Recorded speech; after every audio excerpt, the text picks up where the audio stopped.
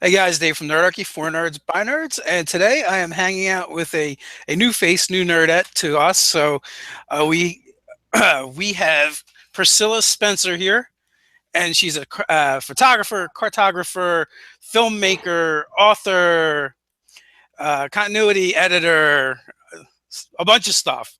There's a whole slew of stuff going on there. Welcome and good morning, and good Good afternoon to morning. the rest of you guys. Yes, in California time, it's definitely morning, but it's great seeing you. Thank you so much for having me on. Hi, you're welcome. So we were talking a little bit before we got started, and I found Priscilla because I was stalking Jim Butcher. There's a list of people there's a list of demands that people are trying to get me to get on, and he's on near the top of that list.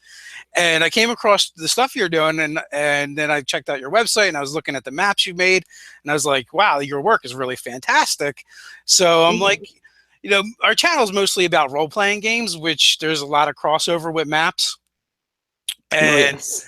I was listening to your talk, and you're like, you actually even like brought up people will contact you and be like, "Hey, can you make a map for my campaign?" And then you have to break the news to them that this is a profession and a job for you, and you need to eat and stuff. Mhm. Well, also like plenty of illustrators that also dabble in maps or do maps in a very serious capacity are absolutely willing to undertake that kind of commission. But with my maps, I tend to go into a lot more like detail and symbology uh, and sorry, I have. I did not realize I still had the video of us going on my other screen, and it was seeing myself was really, really distracting. Okay, let's take on that again. Um, yes, so a lot of folks are willing to absolutely take on those commissions, but because I think that I put like a kind of ridiculous amount of time into each of my maps, I have to be very selective about which commissions I take. And because I do a lot of maps for publishing, like generally the price points are a little bit more than like your average D&D campaign is willing to expend. And so unless you're like a really good friend, it's unlikely that I would uh, that there'd be a match there, unfortunately. It's just it's just the nature of the beast. I mean, even one of my partners is a little naive when it comes to that stuff, and we had Crystal Sully on, and she does a lot of really fantastic work with monsters. and Nice. and and later on he contacted her about doing a piece, and I wish he would have just talked to me first, and I would have saved him the trouble. She does a lot of covers and for video games and stuff like that, and the work's really is really fantastic. I'm like, yeah, that would be out of our price range. Understandably so. And Mhm. I I look at your maps and I'm like, they're so detailed. That's got to take a ton of time. Yeah, the next time I do a map, I'm actually gonna have to like tabulate exactly the number of hours that goes into it. I mean, it's kind of hard to tabulate because so much of the time is spent like collating reference material and then just like letting it cook in your brain. Like I always have to give myself several months to like between when a commission is made and when it's actually due, just because like, so much of the work is actually done kind of cycling in the background of my brain, just like processing different images, sort of bringing it together. And it's kind of hard to bill for those hours because like that's not the only thing that I'm doing at the time. Like I can be watching like a movie trailer or something and it'll inspire me to do something. I mean, I think that'll um, the same as could go for like plenty of artists and writers and stuff. I mean, like the time they spent like actually with a pencil in their hand versus the time they spent actually like subconsciously working on it is a very different number. Well, also, guys, all of Priscilla's links are in the description, so you can find her on YouTube and Twitter and her website. And I was watching, one of the talks that you did over there, and you were talking about how much research you do going into maps and other map, I guess, and also I might be getting confused with like the stuff you were talking about you do, and as well as you like researching what other map makers do as to what Mhm. do they do, and you're talking about like the type of stone and how old it would be and tectonic plates and all kinds of crazy stuff. So I think you're referring to an endeavor by a bunch of Song of Ice and Fire fans. They had all of these, like, this group of geophysicists that were all big fans of the series. It took, like, combed through the books, like, did this incredible amount of time and effort, and kind of their own original research. And from that, they pieced together, like, the geologic age of and the geological history of, like, Westeros and Essos and kind of like all of those lands, and like worked out, like, oh, like there would be limestone here, like this would be like metamorphic rock versus igneous rock. It's the most incredibly nerdy, so cool thing that, like, I've ever seen anyone do for a book series. It was so impressive. But also, just to some extent, like when I was doing my first map for the Codex Alera, I just, like, I went down a rabbit hole hard. I was so like, obsessed with getting things right, and I wasn't sure to what extent people were going to really scrutinize my work, and so I wanted it to be just, like, completely unimpeachable. And so I was, like, looking for references to, like, weather patterns in Alera and, like, tectonic activity, and, like, oh, there's a, like, one-off reference to a typhoon in this, like, area that, like, no one even in the series ever visits. And so, like, oh, like what shape does the coastline have to be for typhoons to form? Like how do you get warm water? And yeah, it was that level of ridiculous, and it's a level of ridiculousness that I have learned sort of not to delve into in my subsequent maps, but it was definitely a fun sort of deviation. And for anybody that doesn't know, Alera is the world from Jim Butcher's fantasy series. I believe there's 5 books. Six. Yes. 6. My bad. It's been a while since I've read those, which I highly recommend checking out. I know a lot of our fans are familiar with Dresden Files, but not so sure if they're familiar with the Alera series as well. But it's great stuff, and he also puts a way different spin on Alera and how magic works and the things in that world. Yeah, the Magic series is awesome. It's kind of Avatar: The Last Airbender meets Lost Roman Legion. It's awesome. Though I think his books predated Avatar, so yeah. Yeah, from what we were talking about earlier too, like from that same video series I had checked out, I heard 2 words in there that I never thought I would hear together, and that was map librarian. So apparently that's a thing. So if you guys are super nerdy about maps, you should actually check out that talk that Priscilla did. Yeah, and if you're in the College Station to Texas A&M area, I highly recommend visiting the library gallery that they curated. It is absolutely just breathtakingly incredible, and I hope that they, like, after the gallery is over, they post a oh my gosh, I'm totally spacing on the term, like an online gallery of all of these images that they represented.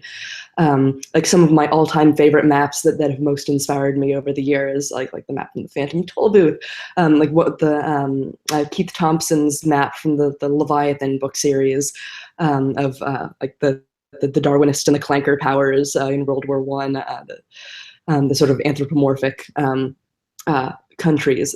So cool. Down to, like, some of the really old fantasy maps, like Bernard Slough's the ancient map of fairyland put forth something. It's a very long title, but that was one of the chief inspirations behind the map that I did for the October Day series. So yeah, just from like very classic professional images to, like, fan-made maps, and just, like, so much imagination and invention there. It's a fantastic gallery. Cool. And it's open through October. I really love. I've discovered that I have this new, like, a guilty pleasure, and it's just watching people nerd out about things that they're really passionate about. I just, some people are just really expressive when they talk about their passions, which is definitely awesome. So I knew this question was going to come up at some point with our channel, definitely. And Priscilla has worked on Evil Hat Productions, so you've done stuff for them. So Joshua is asking, do you play tabletop RPGs? To my great shame, I don't, and which is, like, it still blows my mind because I am that absolutely the type of person that should, and it's just like weird quirks of fate that I just haven't started that up. Yeah. I'm actually not that surprised because people that are really busy are busy, and tabletop role playing games take up a tremendous amount of time. Is what it comes down to. It's like, hey, do you have 5-6 hours to kill in what at a time? So there's a lot of stuff you could have been doing. Like all the other artists I've talked to, they're like, yeah, I draw 11 to 10 hours a day. So it doesn't really leave a lot of time for too much else. If you want to like. But all the writers that I talk to, like generally, like they play D&D or Pathfinder or whatever the platform du jour is. But yeah, so I think it lends itself very well to like learning writing craft and continuing to develop story sense and everything. I mean, yeah, it absolutely is something that I would love to get into, but it just hasn't happened at this stage. Well, I'm sure if you're interested at some point, we could make that happen if you wanted to. Well, like I played like a couple like one-off things between people, but I just haven't been able to get a group started. My roommate actually was getting a campaign started, but then everyone's schedules got crazy, so we're gonna have to see if that can start back up again. Nice. So is fantasy cartography, is that a niche of fantasy or a niche of or a sub niche of cartography? I mean, at least the way that I got into it, I would say it's a niche of fantasy. I think that a lot of people that tend to be fans of fantasy maps aren't necessarily fans of like regular maps.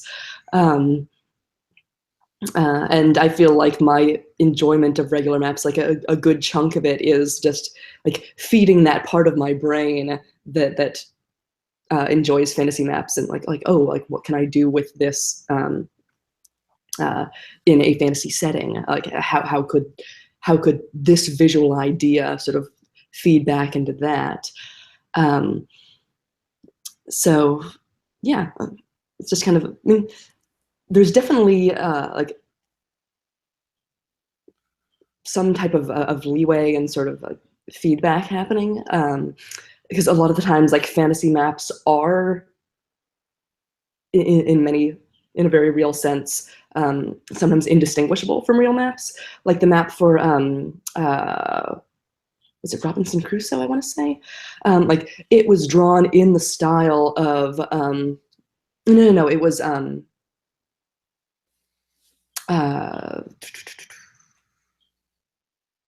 mean, the Robinson Crusoe maps were definitely like they're drawn in almost an infographic style, where like originally the writer of the series like didn't let on that like he was actually the writer. I mean, like he put the main character's name as like the author of the book, and like leading people to believe that like this was a real like a biographical story. And so when the map was published in the third book and included these little like mini illustrations of like important scenes that happened like where on the island that they took place. And so yeah, it looked like an 18th century infographic essentially. And it was Gulliver's Travels that I was thinking of, that like they drew it in the map illustration style of the time. So like anyone that was familiar with like the types of maps that were being produced by just like for sailing purposes or just like any reason that you would need a map, like it gave people a sense of like grounding these fantastical worlds in reality. So like, definitely I completely forgot what question I was answering, but yes, there's definitely an overlap in between like fantasy maps and real maps.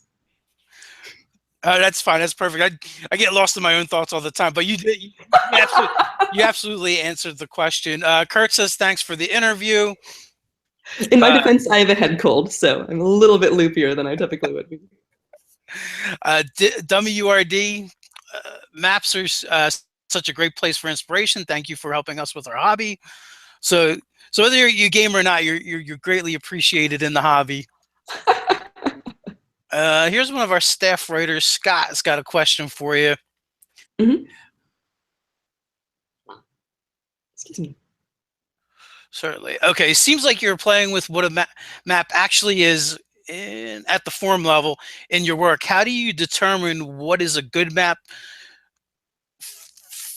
form twist and what's too far, no longer a map? Okay, so I guess what he's asking is, mixing, actual cartography with the artistic aspect of it. And I have no problem like going like ridiculously far.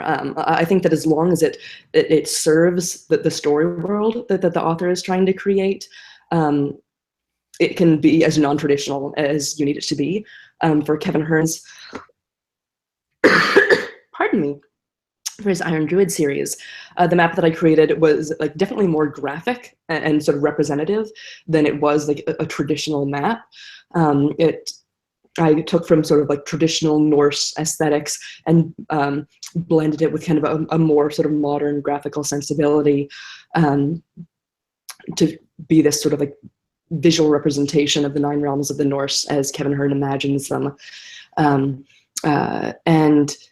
yeah, like it's not a typical map, but like that's what the story required. And that's what sort of fit best in that sort of narrative world.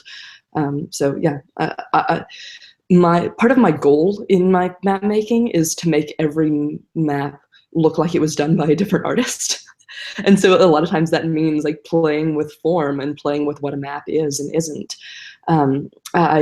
I want all my maps to feel like they were created like inside that universe, like by people in that world. So like whatever they would create to kind of explain their world, I'm happy to explore that. So I actually know how you came about map making from watching that talk, but for everybody else that doesn't know, would you like to go into that, please? Yes. So I'm one of Jim Butcher's beta readers. So like as soon as he finishes each chapter, he'll send it to this stable of like 13 or so people, and we give them our feedback on like what our feelings were during as we were reading each thing, like what our suspicions of what's going to happen next. Like he just kind of wants a baseline of like of what his readers are thinking to make sure that he's like hitting all the right hitting all the right buttons and communicating what he wants to communicate. And so and a lot of us are also like really big like continuity nerds, and like we know his books backwards and forwards. And so when he was writing the last book in the Alera series, he'd gotten like words from fans like, oh, there needs to be a map in the series. It's definitely the type of series that you would expect there to be a map. And but unfortunately, he'd lost his hand-drawn map in a move 2 years prior. So he asked the betas for help, like reconstructing the map based on like the actual contents of the books. And that being me, I volunteered immediately. And also being me, I like went ridiculously overboard in terms of like finding all the references to travel in the books and like figuring out like, okay, like what the approximate like land speed or sky speed for that method of transportation would be, and like comparing it to like how long it took to go a certain distance. I drew heavily on like the fan created maps by this sort of spearheaded by this guy Mickey Helfstein, and just generally like created this like what I thought was a template that the eventual map artist would eventually be using, that Penguin would hire. And also at the time, because I wasn't sure how familiar the artist would be with the series, I like started gathering all this like visual reference material of like ancient maps, like the works of Jacobus Hondius and those sort of contemporaries, like Roman art, German art, of sort of like more ancient times, because those were the sort of the two main like the cultures that sort of gestated to form Alera. And so like I had this like massive body of work, and then finally there got to be a point where Penguin contacted Jim, was like, so is the map almost ready? We want to see if we can include it in our advanced readers copies. And Jim was like, I thought you guys were going to find the artist. And Penguin's like, I thought you were going to find the artist. And so at that point, like, they needed to hire a map artist like that day. And Jim turned to me. I was like, do you want to take a crack at it? And I'd had kind of something of a graphic design background. I'd certainly taken several courses in graphic design and visual communication in undergrad. But I didn't really think of myself as being a 2D artist. Like I was working as a 3D animator at the time. But Jim is definitely the kind of person that is willing to put his trust in people, especially like when they demonstrate a real like passion or loyalty. And so I went for it, and then it ended up being like a lot better than either of us were expecting. And so it sort of became a thing. Like the next year, Jim's editor had another client that they needed a map, and then the year after, his agent had a client, and that was Saladin Ahmed. Then the next year, his editor had a client that needed a map that was Myke Cole. And after I'd done those three, like Kevin Hearne, who I was friends with on Twitter, approached me for a map, and then it just sort of became its own snowball. That's one. It's cool that you did all that work, and then you were able to get paid for it in the end, anyway. Yes. Yeah, I kind of have a gift for doing work and not getting paid for it. Something that I'm working on. I think that like most creative people have that problem. But yeah. Well, you got to get it out there somehow. And then it's kind of funny that I know so many struggling artists. Actually, I'm related to one, and you kind of just fell into it. Like it found you. Yeah. Which is really cool and awesome. Matt wants to know if you have what's the favorite map project you've worked on. And I'll actually expand on that. You can do any project, because I know you do a lot of different stuff. We're talking about a lot of maps right now, but Priscilla does a lot of different creative stuff. Yes, I just recently graduated from USC, the MFA program in film and television production, and so I have a lot of like short films and such to my name. My favorite map project, I would probably say, is still that map that I did for the Iron Druid series. It's definitely the most challenging project that I've ever undertaken, and I feel like it was also kind of the most rewarding. Like I think that it is just so different from anything that I've ever seen, and I love that it came from me. It's a map that, like, if I'm ever feeling like insecure about my own abilities, whenever I feel like a fraud, I just look back and I'm like, okay, yeah, like you can do this. Probably my favorite other creative project, like my favorite film, it was actually like only the second film that I ever did in film school, one of my first semester projects, and it's this like crazy German expressionist short film. Because, like, who doesn't love German expressionism? And about this like radical psychologist who wants to eradicate evil from mankind by like literally like invading the minds of like criminals and evil people, and like wiping that part out of their brains. And it's completely incomprehensible, like it, but I love it. I took my like dining room and I painted all of these canvas tarps to look like the backgrounds out of the cabinet of Dr. Caligari, and it's just like completely bonkers and was like so much fun every second to work on, and I love it. Awesome. I just really appreciate and enjoy your enthusiasm. It's infectious. Thank you. So they're in the chat. They're asking about. We've got like 65 people or so watching now, and they're watching. They're asking about techniques, different software. You want to know? Andrew wants to know about software that you use. So everything I ultimately put together in Adobe Photoshop. But because I want all of my maps to look like they were done by different people, I try to vary up my technique with each map that I do. Some maps like that are kind of a little bit more traditional in their appearance, like the map that I did for Harry Connolly's Great Way series. I just did like almost entirely hand drawn, and then like scanned it into the computer, and then I did my stuff with color. Then and I did that with Codex Alera as well. That was much more sort of piecemeal. Like I would like draw each like sort of individual small thing, and then kind of put it all together in the Photoshop so that everything would look sort of consistent in scale. Then and also just because with Alera I was constantly like changing the shape of the continent and such, like based on feedback that I was getting from Jim. Then some things I'll like do directly in Photoshop, like the other map that I did for Jim Butcher's books, the Cinder Spires series. Copper is like incredibly important to the people that live in this world. It's the only metal that doesn't corrode like instantly in contact with oxygen. And sorry, excuse me. I went to New York recently, and my immune system was not ready for the subway.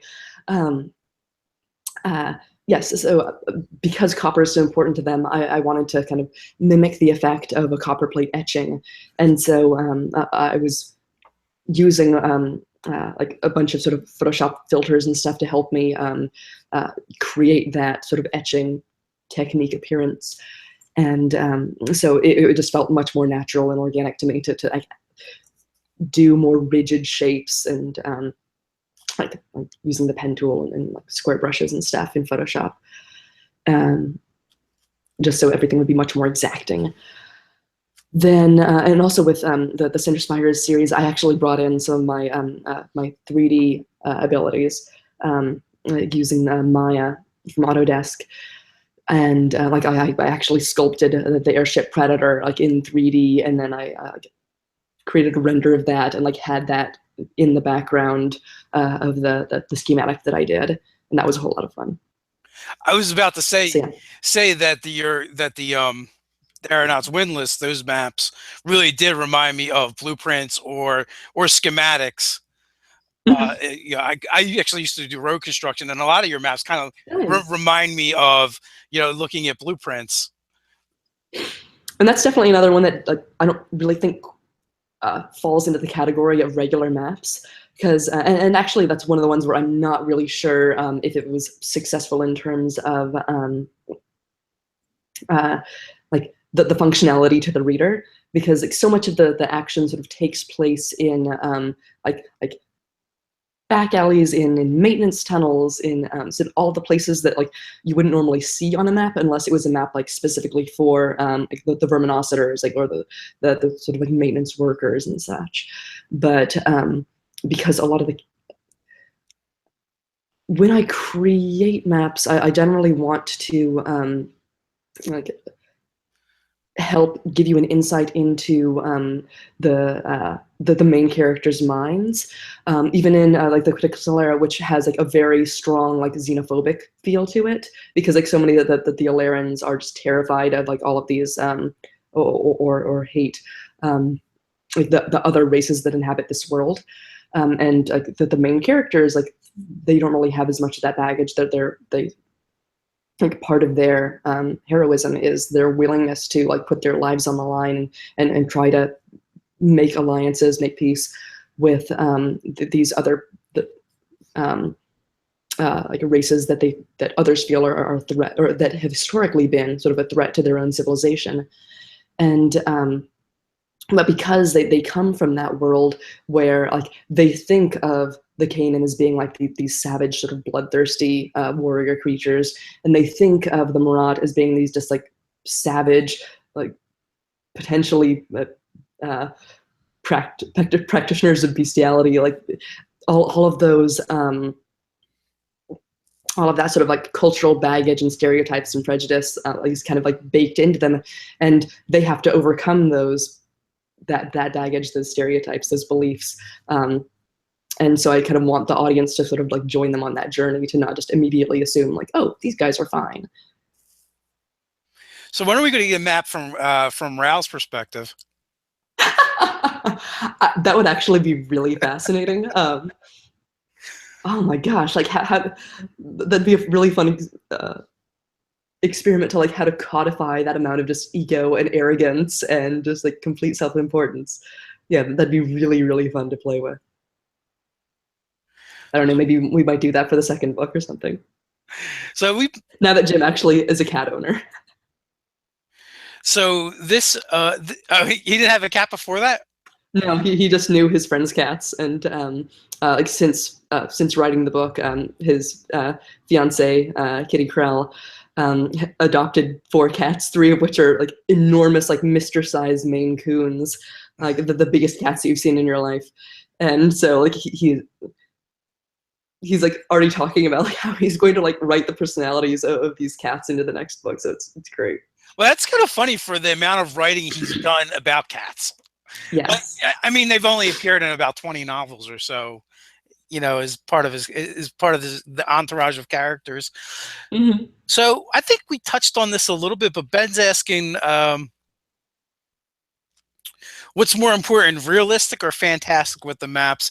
And I think basically you said it's like whatever the author wants is what you do. Yeah, whatever best serves the story, whatever is going to get the audience sort of in the correct mindset. So I actually have a question. Like, so pretty much most of your maps, I want to say, are kind of like geography, except for the one of the world tree is but isn't. That's a bit different. It's unique, and I always like seeing that depicted, and the Predator as well. But have you ever been approached or have any interest in doing more like structures or like dungeons or things of that nature? I haven't been approached for anything like that. I mean, that's something that I would absolutely sort of welcome, that sort of challenge. One of the maps that I did for Evil Hat was kind of the like blueprints floor plan for this airship. I should actually put that on my website. Like, why don't I? But yeah, and then yeah, then they also have kind of a more traditional like European map. But yeah, so that's something that would be super fun. So speaking of Evil Hat, what have you done with them? What kind of maps have you done for those guys, and what products? It was an RPG called Romance in the Air, and I did 3 illustrations. Only 2 of them I can actually remember what they are at the moment. It's just been so long since I worked on those. One is this it's like very simple map of Europe, and just like dots in the significant areas in the text that folks could visit or adventure to. And then the other was just a like blueprint of the airship itself, like several different levels. So that was kind of fun to design. And that's another thing that I use 3D software to help me figure out. I use SketchUp for that. If I look a little lost sometimes, it's because I'm in the chat, and I'm checking the different questions we're getting. And actually, we've covered on a lot of them. You mentioned like the different techniques and different softwares you use.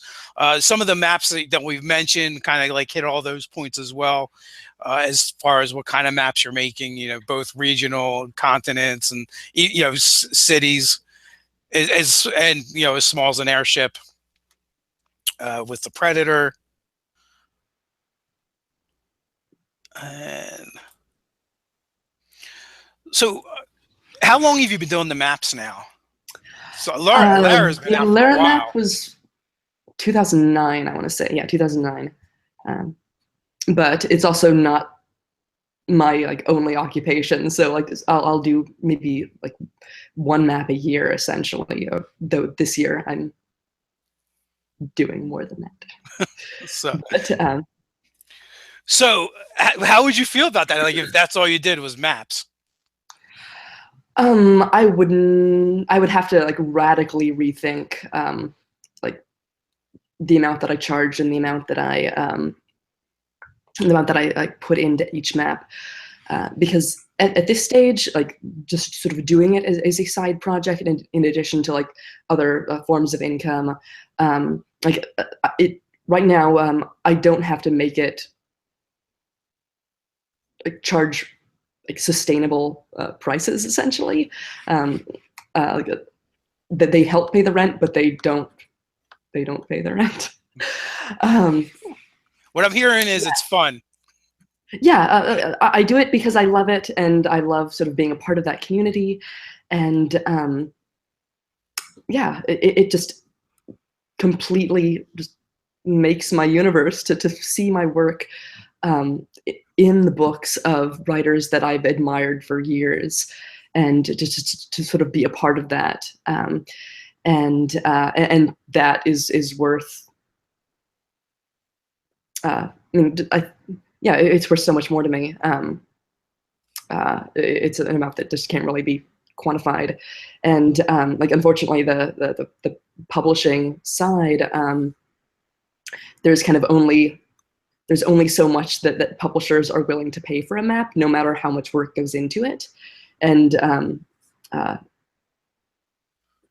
so in order to make a living off of what I would be doing, I would have to be doing many more of them. And then, of course, I wouldn't have the time to put as much like exhaustive detail into them. Cool. You've also done a bunch of charity work. Yes. I like independently of the maps originally. I was heavily involved or I created this fundraiser for the Avon Walk for breast cancer called Books for Boobs, where I would have this Avon Walk's teddy bear and get a photo of the author with the bear, and then get an autographed copy of one of their books, and auction off the signed book and the photo of the bear with for a charity. And I'm trying to remember, I think we raised like $13,000, something like that. Then also with the sales of the maps, whenever I do a virtual signing, so like in advance of actually like sitting down with the writer and having him or her like sign the big stack of maps, I will like allow people to specify how they would want the map to be personalized. And so like they would essentially pre-order a map with the option of like saying like to John, or like thanks Claire, or whatever. And whenever I did one of those, because I kind of, even though it was a lot more effort on my part to like meet up with the author and get the signature, I always kind of felt guilty charging more for it. And so like I would like for $10 of every sale, I would I either donate that to the Avon Walks, or for one of the virtual signing things, or for the next one I had $10 of each sale go to Kiva, which is this microlending platform. So like that money that I raised from that virtual signing, like in the years since, I just keep investing it in new loans, and like so far I've loaned. I actually just reinvested it like 2 days ago, and so it's funded over $5,000 worth of loans to help entrepreneurs in like third world countries, helping them become self-sufficient and financially solvent, and kind of helping their businesses get off the ground. Is that the Heifer International? That's another thing. Many years I will like donate maps to be auctioned off for that charity, and that's Heifer International is run by Patrick Rothfuss, and it has just become massive in the fantasy community. Like so many authors, and like Badali Jewelry is like who I adore, is one of their main sponsors, and yeah, they have just really mobilized the community. And I think that last year, was it something like $2.5 million they raised? It was like ridiculous and so incredible. They raised money to buy folks in like families in third world countries, like a cow or a goat or a hive of bees, and people will like use milk from the goat or the cow, and to help feed their family. And like they've done so many incredible, like they've empowered so many families, like helped make them self-sufficient. Like that they teach these families how to like use their land sustainably, and they sort of have this venture of like if like your if your chicken lays too many eggs for your own family to use, and like share that with the community, like if or like give them eggs to hatch their own chicks, and like helping like entire communities grow and sort of like help elevate them out of poverty. And it's so incredible, the work that they do. Cool. And it's great that you do all that as well. Yeah, a lot of people talk the talk, but they don't actually do anything. It's what everyone else should be doing, which I greatly appreciate that. One thing is we do a roll call, so I just want to see where everybody's from. So if you guys want to start calling out, and in the meantime, we get another question from Joshua. Any current film projects you're working on, and don't feel limited to talking about maps either. It's my show. My show. You can talk about whatever you want. The current film project I'm working on, I actually can't talk about at this stage, but I think it's going to be really exciting for your audience. So I will tease that for a later reveal. Okay. Well, you have an open invite to come back and talk about it. Awesome. Yeah. Hopefully, like into the summer, I'll be in a place where I can talk about it. So that's very cool. Awesome. How long have you been working on that project now? I was just offered the project a few weeks ago, so it's still fairly early in the pre-production stage. Cool. So they're starting to weigh in. We got Frigginator from Washington State. We got WURD Germany. Rob's in Seattle. Regilio's in Utah. What time is it in Germany right now? That's a good question. Comic Book University, Sweden. Damn it, you're not in Sweden. Comic Book University. We know you're in Canada. Everyone knows that. Sweden is awesome. We got Kurt in Saskatoon. He's got two of them written down there. Saskatoon, Saskatchewan. They like to mess with me too because I can't pronounce anything. We got Jacksonville. We got New Mexico. We have Wales. Philly. We got New York City, Fort Lauderdale, Sweden. I think that one's a real Sweden though. Early evening in Germany. Nice. So, and that's one of the cool things about doing these two is we generally get people all over the world chiming in. So that's very cool. So awesome. Can I ask? Thank you guys all so much for tuning in. That's awesome. What is your day job? I am still working on that.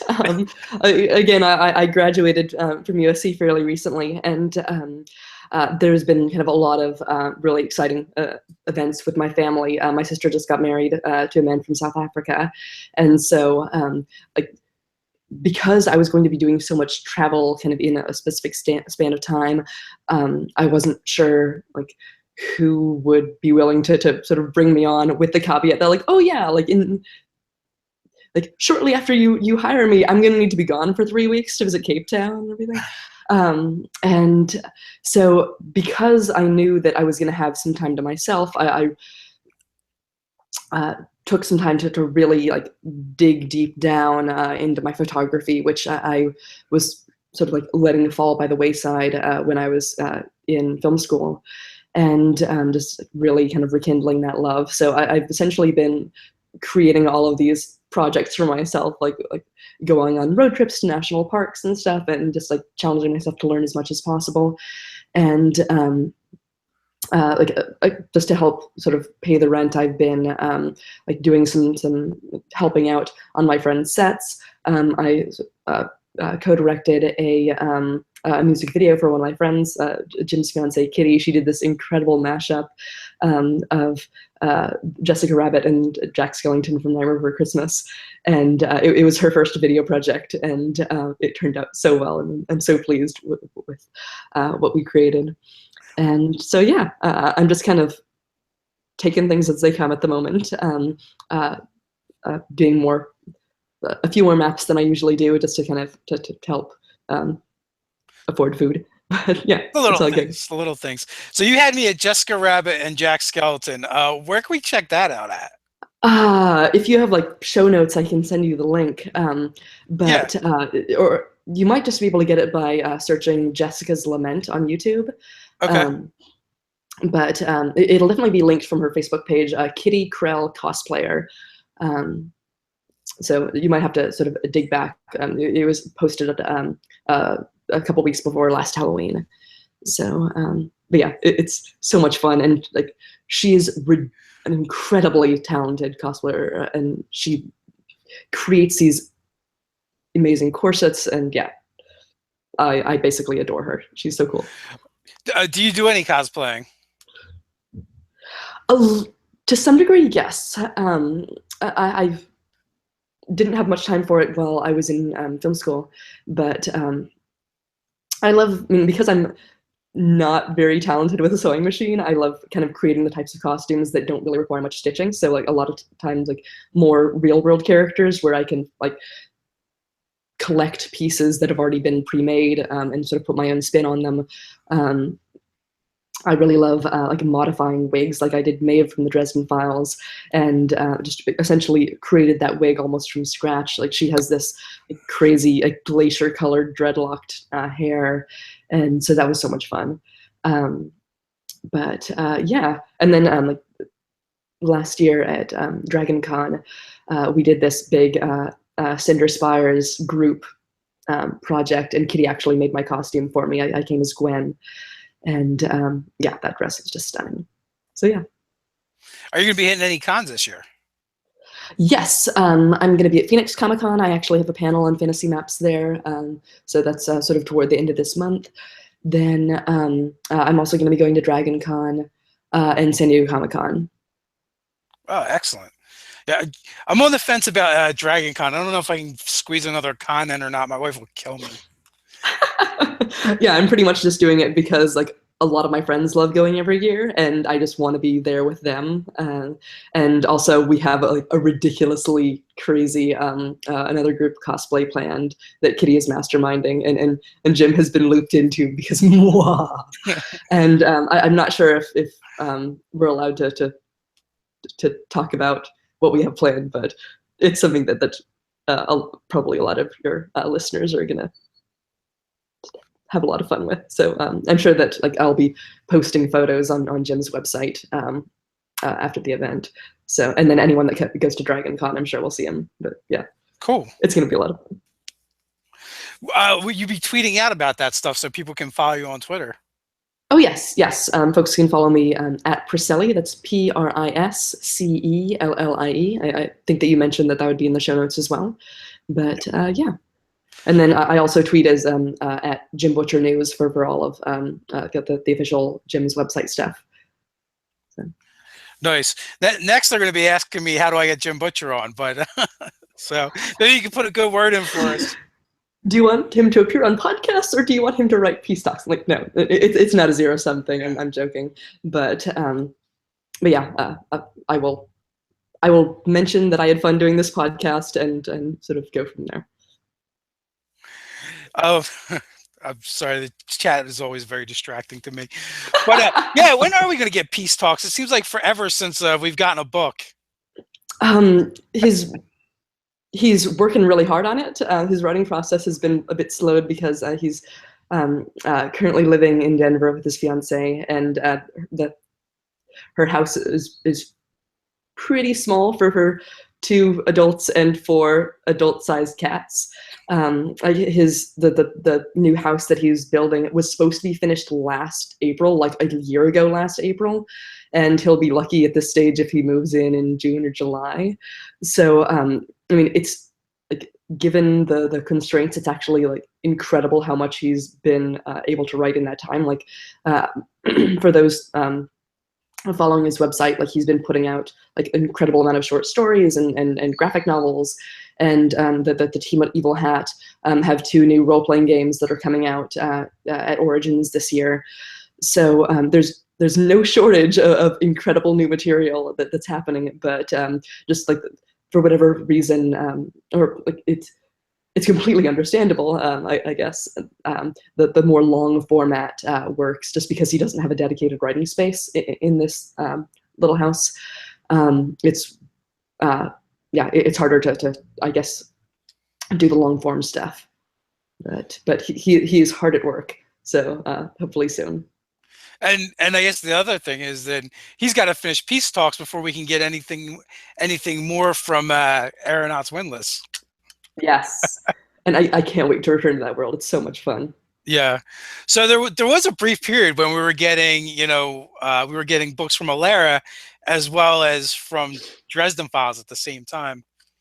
But I don't think that folks appreciate like how much longer the books that he's writing are now. I mean, the Aeronauts Windless is like more than double the length of Stormfront. And the books that he's writing are just so much more complex and long and nuanced, and he also has like so much more like previous material that he has to respect. Every new book, and he's challenging himself more. So I think that each new book is a more, I guess, worthy undertaking. That's totally the wrong word, but yeah, it's much more challenging. As fans, I guess we get concerned he's going to George R.R. Martin us. Oh God, no. I got a personal bone to pick with that guy. He totally left me hanging with Game of Thrones. Well, the amount of work that he puts into like all of the anthologies that he's creating and like, personally involving himself with the show and making sure that that's as finely crafted as he can. I mean, like I have a hard time sort of countenancing any people like poke and read writers, and also just because like Jim's audience is like 200,000 people. So like if one person thinks like, oh, like my one tweet to him like asking when the next book is going to be coming out isn't going to be a bother. I mean, it's just, what is one tweet? Like when 200,000 people think it's just one tweet, it's not just one tweet, and that gets demoralizing after a time. It gets frustrating. And so I strongly encourage anyone that's curious about the state of the books to just check his website. We keep I keep a list of like all the upcoming works, so folks can find out like when the new short stories and RPGs and comics are coming out, and just like letting like God knows that as soon as we have any information to release about peace talks, like we are going to be shouting it from the high heavens. Like you're not going to miss that information, especially if folks, we have a mailing list that we like, so that we send like each of the news posts to, so you don't even have to be like constantly checking his website, and we send like less than one message a week, so folks don't have to worry about spam. So folks can like stay apprised as to what's going on, what cons he's going to be attending, and yeah, stay in the loop. At first, I thought someone actually went and checked the tweets, but they're making a Dragon Ball Z reference instead. And I totally get it. Like the more busy someone is, the more busy they get, pretty much. Mm-hmm. Definitely. So I'm sure it gets to be pretty brutal after a while. Yeah, there was a span of time a few years ago where I was actually like helping answer his fan mail and sort of serving as like kind of an intermediary, and just like even I felt exhausted just like seeing how many people were trying to like asking about the next book, and that was even a stage in time where he was putting out 2 books a year. So like if that amount of productivity is that crazy making, I can't even imagine what he's getting now. Like please, mercy. I can only imagine. We know you want it. We want it too. No one wants to be finished with this book more than Jim does. Yeah, but it just means another one. So the cycle will never end.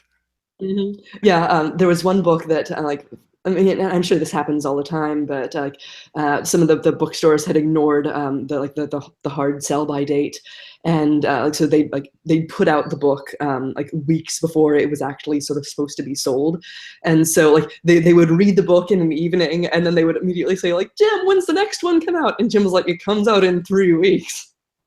So, yeah. It's not even on sale yet, and you want the next one.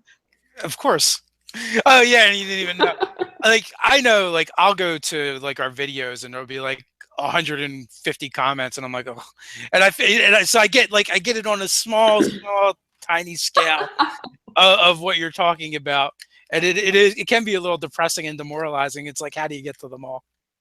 Yeah, and I mean, I know that it comes from a place of love and appreciation and joy, but yeah, like sometimes when people are expressing that joy and expressing that desire, there's kind of a disconnect in their minds between like okay, well, if he's getting this from me, like what is the net result of this action? So like telling the author that you love the book, like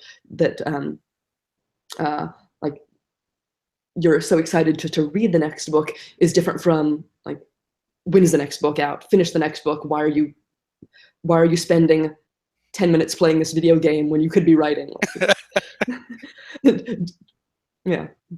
A lot of folks don't get that like being a writer is not a 24/7 activity, and like you have to eat food, like you have to like go LARP with your friends, like all of these things that other people manage to fit into their lives while still working like a 9 to 7 job. Like writers also should be able to. I don't know. We've kind of digressed from talking about fantasy maps, but yeah. Yeah, sorry, I derailed it. Story of my life. Although George R. R. Martin, I did read somewhere that he like took a year off from writing to play RPGs. If he needed that, I mean, like it's his decision. I don't know. Well, obviously, yeah. Everyone does what they need. If he felt that like sometimes like the creative well just needs time to be refilled, and something that is going to fill you with like enthusiasm and appreciation and love for the genre again, like give you ideas as to like, oh, like this character that my teammate came up with is really cool. Like, I wonder how I can include that character in the book. Or like, here's an interesting like we came up with a really cool way of getting out of this dangerous situation. Or like, wow, or our GM did this really clever thing there. I mean, like any way that's going to like help refill your imagination and help sort of inspire you, like absolutely, Godspeed, go for it. I think that's how we got the Wild Card series too. A lot of Nice. a lot of that stuff was based off of one of his campaigns originally. Nice. Joshua asked if you yourself do any LARPing.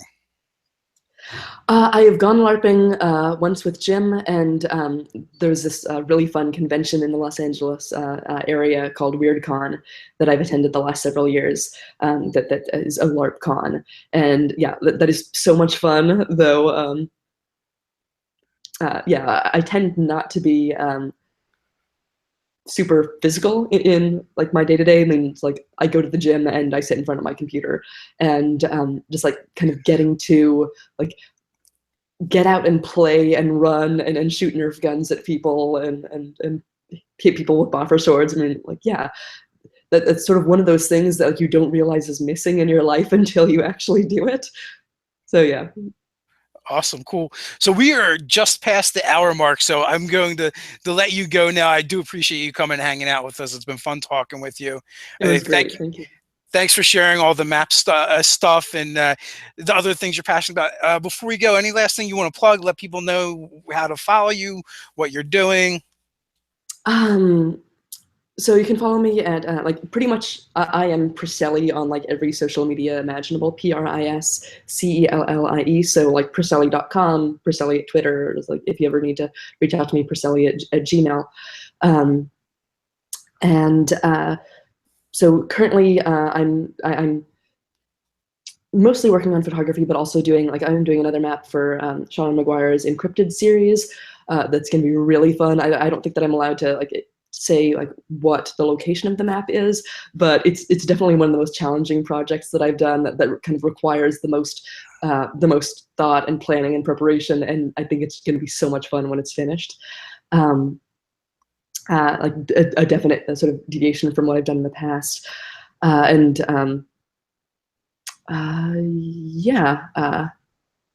the other map commissions, I don't know if I'm cleared to talk about yet. But yeah, so that's really fun and exciting.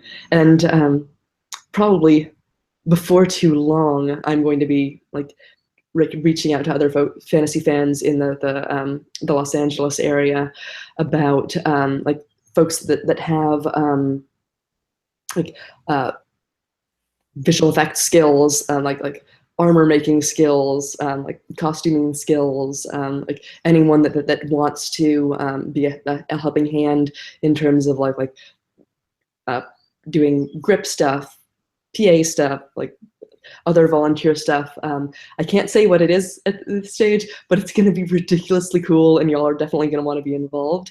Like if you love fantasy stuff, so you like, should. yeah, like tweet me, email me. Like if anyone watching this is things like, huh, Priscilla's involved with a lot of really cool things and a lot of really cool people. Like I should find out what this is. Like email me, message me. Like it will be really cool, but I just don't think that I'm allowed to talk about it at this stage. That's okay. So, You should check out Satine Phoenix. She's out there in Hollywood. She's nice. a big fan. She is a big fantasy fan, and she also does Maze Arcana, which is like a live stream D&D game with her partner Rudy Rutenberg. I think it is, yes. So with that, you have open invitation. Come back whenever you want. You have something going on, hit us up, please do. And with that, everyone, until next time, stay nerdy.